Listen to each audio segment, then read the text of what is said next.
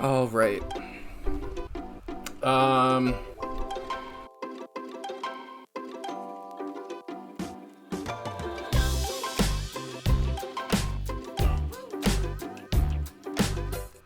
We need to make sure we had a tier list where we actually knew what we're talking about. We're knowledgeable at least on all the items because we just get half of.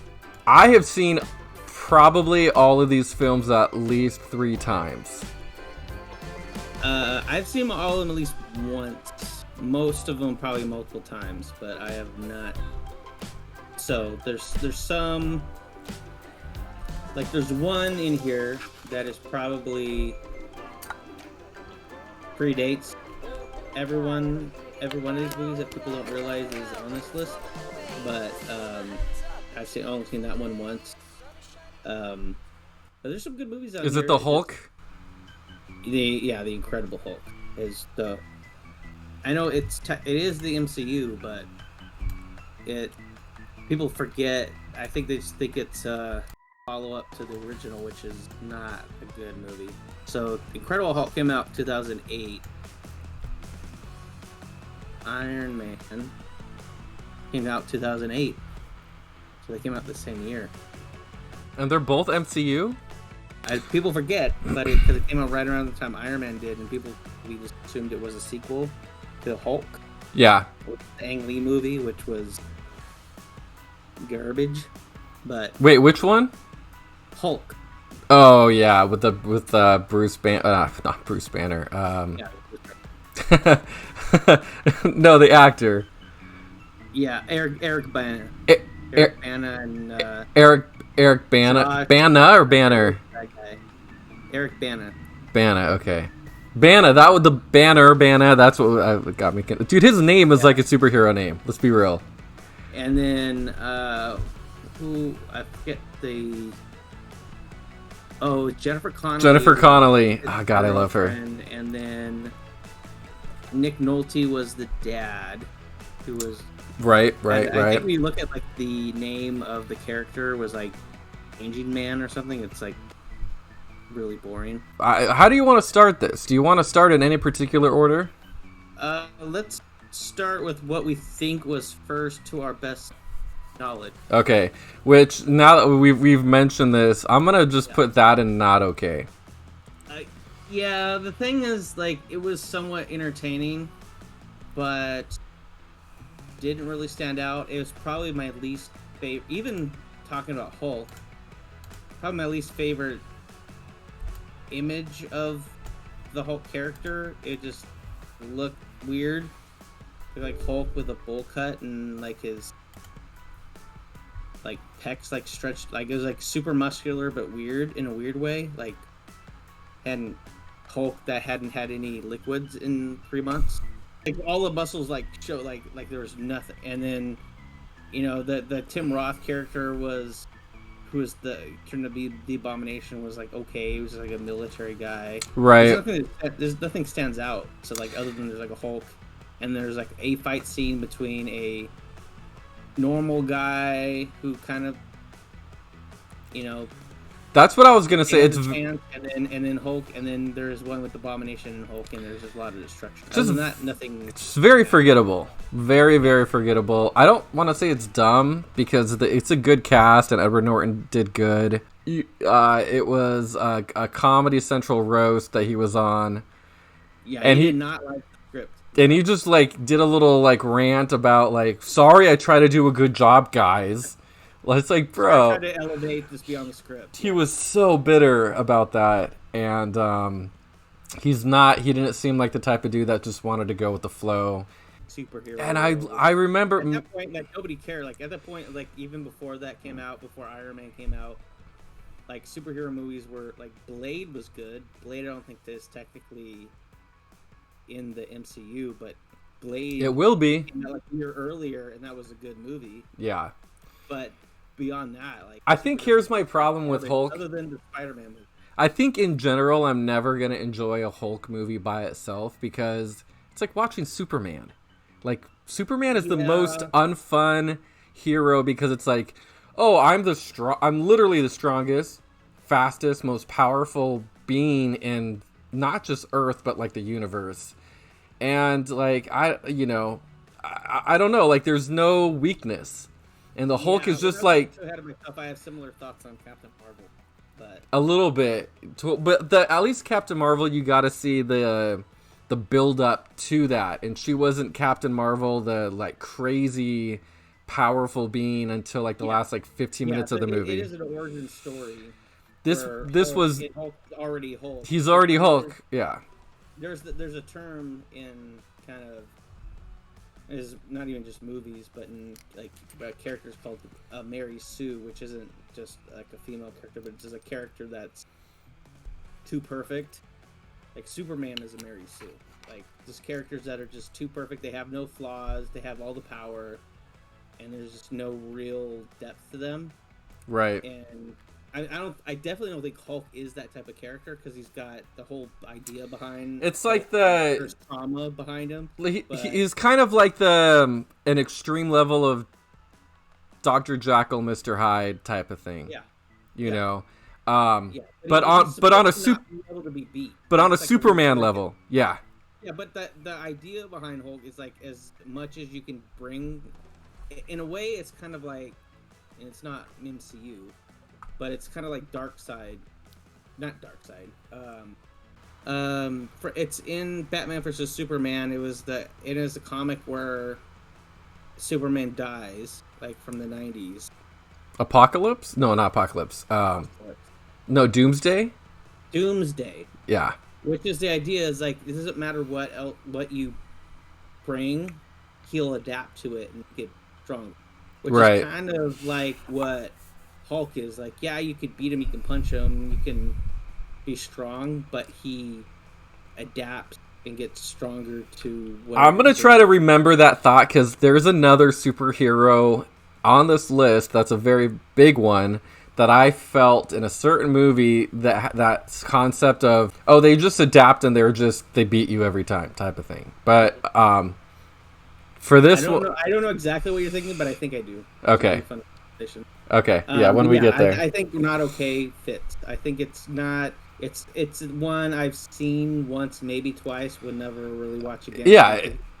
And therefore, I think it's not okay. I don't think it's likable. I think it's very forgettable. I don't think it's dumb, because he's one of the OG Marvel heroes in Avengers. But he's gonna be not okay. All right, moving on. The first Iron Man has got to be. I put S. Yeah, but I put him best. Yeah. Because it's the one that put the MCU on the map, and one that made comic book movies not a joke. It revitalized Robert Downey Jr.'s career. Yeah. Which is good. I mean, you look at it now, and maybe it's aged a little bit because the CG isn't quite there, but it is there. That's the thing. Is like, I think it's not as good as what it is now, but it's still good. Right. And it set the whole thing off. That the monster that the MCU is now came from that movie being a success, and that's got to be one of the top pillars of the MCU is that movie. The other, we'll get into them, but the other Iron Man movies don't hold up as well. I think this was he's a great character. He's better. His character's better in other movies that aren't. Yeah, I think this was great. This was going to make or break the MCU. Whether this and also, like you mentioned, Robert Downey Jr.'s career. Yeah. Because it was such a huge leap. People were aware of Iron Man. Nobody knew the origin. Nobody really cared. I remember it was like a Saturday morning animated cartoon in the mid-90s. He was like not that say it was a throwaway character, but of like any Marvel character that like was only really presented in cartoons. Right. Nobody really cared about Iron Man. Nobody really cared. He had a suit. Like his backstory is maybe he was like a drunk. And to have that, nobody really cared about Iron Man. He became the foundation of the MCU. Right, and that's what's that's so incredible. That's what's so incredible about that movie to me, is because they took, like you said, a yes and no throwaway character to like be the foundation of this brand new universe is incredible. Like the fact that they pulled it off and they landed it was And Robert Downey Jr. was the man for the job. It wouldn't have been anyone else. Like you wouldn't think. I mean, maybe you would, but he's always been a good actor, but he just had so much going on in his like personal life and hadn't really found like a footing in a while. So like, I think everyone knew he was a good actor, but like, going into this, I don't think people really knew what was going to come out of it, because I think people probably knew he was a good actor, but they didn't think like it wasn't like, I mean, because you have so many good actors now that just jump into the MCU and like, oh, that's going to be great. Like, yeah, like Christian Bale jump into a movie, like, oh, Christian Bale's in an MCU movie, but right, like, Robert Downey Jr. was like, that was a risk. Yeah. But in a way, it was a good risk because it was a risk for him and it was a risk for Marvel too. But man, and it was the smartest thing. Yeah, it was so good. So that's got to be best. That's going to be maybe moved around on the top list here, but it's definitely got. I'll say without giving like too much of my thoughts away. I think there's another movie on this list that is just as risky and just as much of a direction change, or just as much as that one. Okay, interesting. As one that just like you go, okay, this is good. It's starting off, and I think there's one movie where you go, we think we know what we can. This is good, but one that takes risks and pays off. So interesting. Another movie that I think is really good that kind of took MCU to another level, at least in these phases. So right, okay. I don't. Well, we're getting into you. How about you on your end? Can you look up? Yeah, help me out here. I think as far as like movies that came out next, I think Thor was probably the next one. Is it?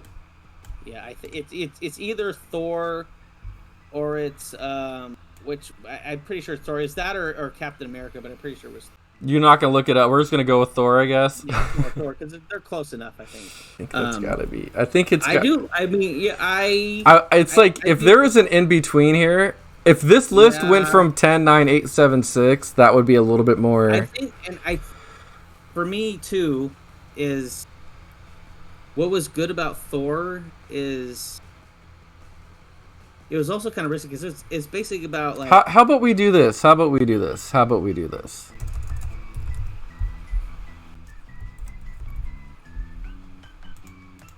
Okay, how about that?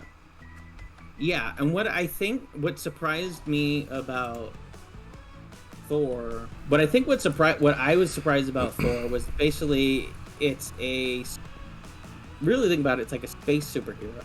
There's a lot of stuff that's cosmic, a lot of like otherworldly. It's not grounded at all. It is directed by Kenneth Branagh, who definitely nobody is really at this point was really known for directing comic book movies, but what has he done? He was doing like Hamlet, Henry V. He, a Shakespearean actor. But if you look at the story Thor, the first one, it kind of matches because it's kind of poetic in its own way. That it's the story of a god. I mean, it's a Shakespearean story of like. I think if you wrote it down and you're like, how is that going to be interesting and people are going to like that? Yeah, it worked. Like I think that surprised me where I got, it's a movie about like gods fighting in space, right? And I think if you look at it on the surface, maybe that's what it is, but it's so much deeper. It is very Shakespearean, and then it brought Loki, probably one of the best, if not the best, villain in the MCU, and yeah, it was fun. I would almost say the only downside. Well, there's two downsides. One, they hadn't figured out wigs at that point. When you look back on Thor and you look at like the wig they used and the like makeup they used, yep, doesn't match anything. Because they changed it the movie after. Yep, it's like he's like super blonde and his eyebrows are super blonde. Doesn't match anything we do now. But other than that, kind of the fight with the machine that they have. Yeah. Okay. Let's. He gave himself up. Like it wasn't like a true fight. We're getting Nicky. Like okay, I'll let you do what you want, and it wasn't like a straight up fight. It yeah. was like It's the thought behind it. Like okay, well, if this is what you want. That's where the movie started to fall off for me, but I feel like most people might feel that way. But as a whole, it was memorable. I went back and rewatched it. It's the first time you see Hawkeye, and you see him enough, kind of where like you see Boba Fett, and you're like, this character is kind of intriguing. And then you hope you see him later. You know, I'm not saying they're on the same level. I'm just saying, you know, you see him for a few minutes in the whole movie, and you're aware of kind of who he is, and you're like, all right, he's gonna, you know, he's gonna be brought up later. So I think it was a good, and they were so smart to throw in little things. They would sprinkle in little things at a time until they would build up later, and that was so smart. Like Hawkeye. Right? Yeah, like they started throwing shield exactly. Hawkeye, started throwing Easter eggs that you would find out later. So that's where they started getting. I think they maybe had some with the like in credit scenes too, but I think that movie.